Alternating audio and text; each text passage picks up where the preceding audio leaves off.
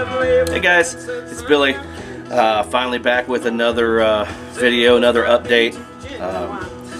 Had a little bit of a cold, I guess. Chest cold, sinus infection. Just the pits really hit us here. A little bit before Christmas, and the whole Christmas vacation. The week between Christmas and New Year's was pretty miserable for all of us, and I know I watched a few videos and I saw that a few other people were dealing with it as well. I hope everybody's better by now. Things have gotten a lot better around here. Work has kept me really busy and stopped me from filming any updates the last 4 or 5 days. We had the Winter Classic between the Blues and the Blackhawks here in St. Louis, and had to work that, photographed it. It was such an awesome event. I know a couple of you guys are hockey fans that watch my videos, at least are publicly outspoken hockey fans. I know Scott Waters, and I think Liam Dyer is a hockey fan as well, and I believe even Frank might be a hockey fan. I think I saw some hockey stuff in one of his videos a while back, but right now that's what's been keeping me busy. I'm going to do a quick update here on a few things that I got for Christmas. My wife and mother-in-law went above and beyond and got some really cool stuff for me this year. Most of the time I just see something I want it, I buy it, so they don't, they rarely get me stuff like that for special occasions, whether it's Christmas or birthday or whatever, because I'm just so hard to buy for, because I buy it all myself. You know, I always pick it up. So yeah, I thought it was kind of cool if they asked for a list of things that I didn't have that maybe I wanted, and they went out and found them. I thought that was pretty awesome. First thing I got was this Waylon, Dreaming My Dreams. It's a reissue. I was so glad they reissued it, because I didn't have an original copy of this. It's such a great album. Try and get that glare off there. Such a great album with tons of killer songs on it. Got it and was extremely disappointed once I opened it up. I opened it up and realized it was, you guys will never be able to see it, but it's just a dirty, filthy, dirty pressing. Fingerprints, marks all over it, and I'll give you 2 guesses where it was pressed, and the first one don't count. I've heard nothing but terrible things about United Records pressing in Nashville, and that's where this was pressed. And it's pathetic. It's a pathetic excuse of a pressing. Quality control there is absurd. I am going to contact the company that I got this from, that they ordered this from. It was Soundstage Direct. Hopefully they will send me out a replacement or something, because this one is just uncalled for. Which sucks, because I was really pumped to get a copy of this record. You know, it's got Waymore's Blues, Are You Sure Hank Done It This Way, I Recall a Gypsy Woman, The Door Is Always Open, which Jamie Johnson redid on his, I think he did that on Lonesome Song, and Dreaming My Dreams with You, I believe he did that on the Guitar Song. Yeah, one or the other. And then there's a live version of Bob Wills Is Still the King. Like I said, a great record. I was jazzed to get it. I was just disappointed whenever I opened it up and it looked like somebody had beat it all to hell. Same thing with the newest Keith Urban ripcord, with Blue Ain't Your Color. I've actually had this record has been on back order for 3 or 4 weeks leading up to Christmas. I think a lot of his stuff was released December 2nd, and I did end up getting Golden Road, which is a phenomenal record. Sounds great pressing. The thing about this one, again, this was pressed at United as well, and the same thing. I don't know what they've got, what they're doing there. It's fingerprints all over this side, fingerprints, scuffs, scratches, and then the vinyl itself is just very dull, and there's no shine to it at all. I don't know if they're using cheap wax or what's going on over there at United, but this one's going back as well.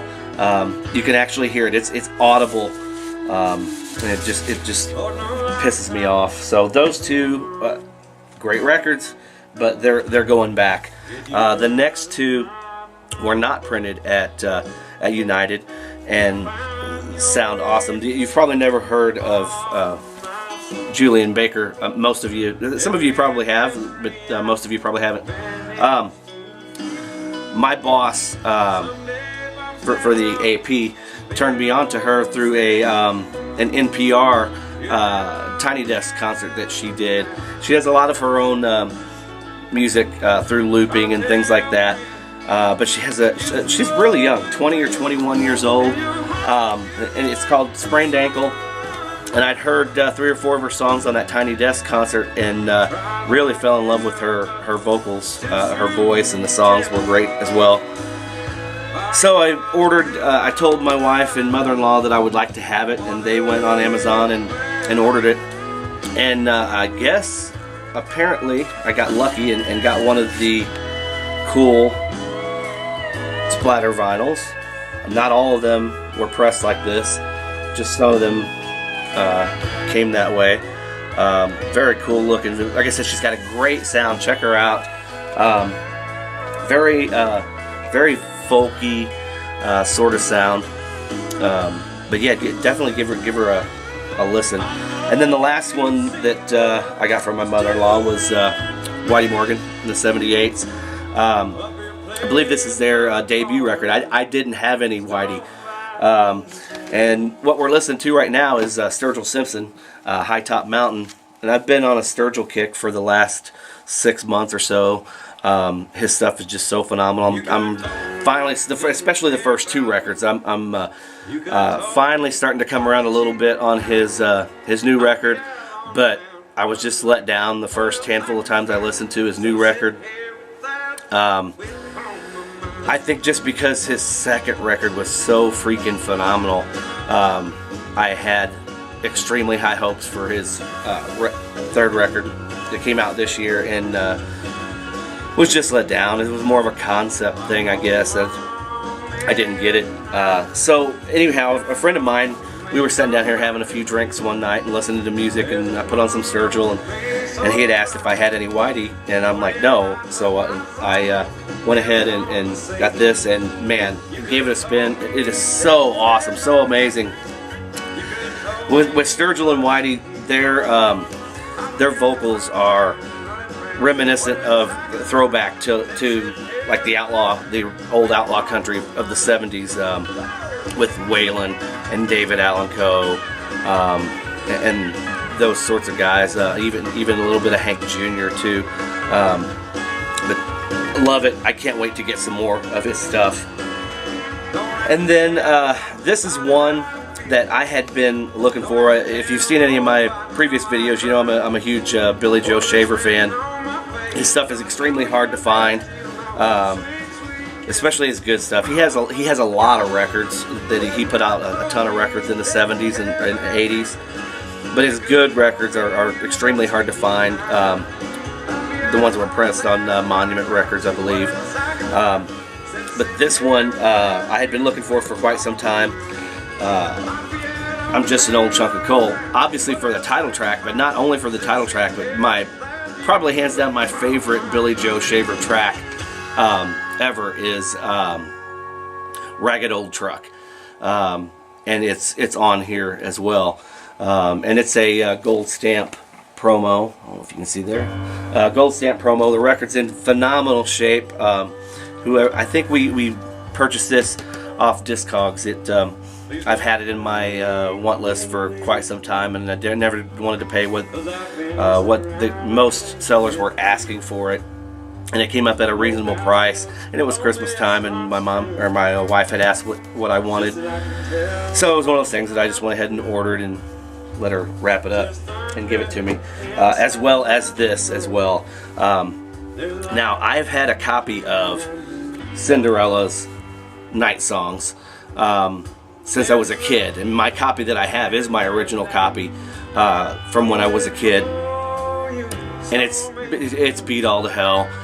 It's seen better days, and I've been looking for another copy. It's just always been one of those records that for the last 2 years just keeps going up and up and up and up and up, and I see it, but at $25 and $30 I just have passed.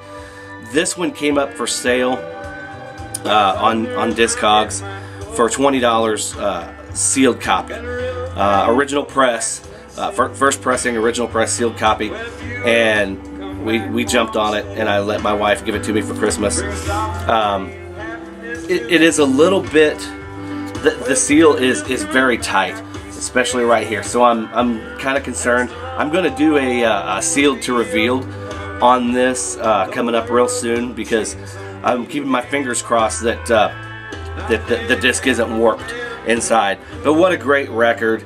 You guys know about the record. I can't wait to get this thing opened up, but I just needed to find some time to sit down and film some videos, because I wanted to do a sealed to revealed on this and see how it comes out. I'm hoping for the best, but we'll see. That is my that was my Christmas haul there, guys. I hope everybody had a great Christmas. I've been watching your videos, trying to comment when I have time, when I can sit down and watch them. Look like everybody had a great Christmas. I hope you got to be able to spend some time with your friends and your family over the holidays, Christmas and New Year's. Maybe watch a little football. I did get an opportunity to watch the Ohio State Buckeyes get their asses kicked, which just hurt me right through the heart. I've been a huge Buckeyes fan for almost 30 years now, probably. And that was a tough one. That was the worst ass beating I've ever seen those guys take. I don't think it'll happen again, but it's just a football game. The next morning the sun rose and I went to work and everything was fine. But it was a tough one to take. But I hope everybody had a great holiday. I'm going to come back with another couple videos. Like I said, I've got the sealed to revealed coming up. I had a couple stops at my local Goodwill, local charity shop, thrift store find. One of them was killer stuff from the 80s rock and things like that were in awesome condition, just beautiful condition. I got a stack about that high. And then I went another time and found some older stuff that wasn't, it was your typical good plus to VG, good listening copies, just clean, not super clean by any stretch of the imagination, but good stuff. But a lot of good rock and roll pressings from the 70s and some obscure country stuff that I didn't have either, and I thought was pretty cool. I also joined the 8-Track Brotherhood recently. I want to give a shout out to Jeff. Jeff had kind of helped me. I'd sent a message to him, probably 3 weeks ago, maybe 3 or 4 weeks ago.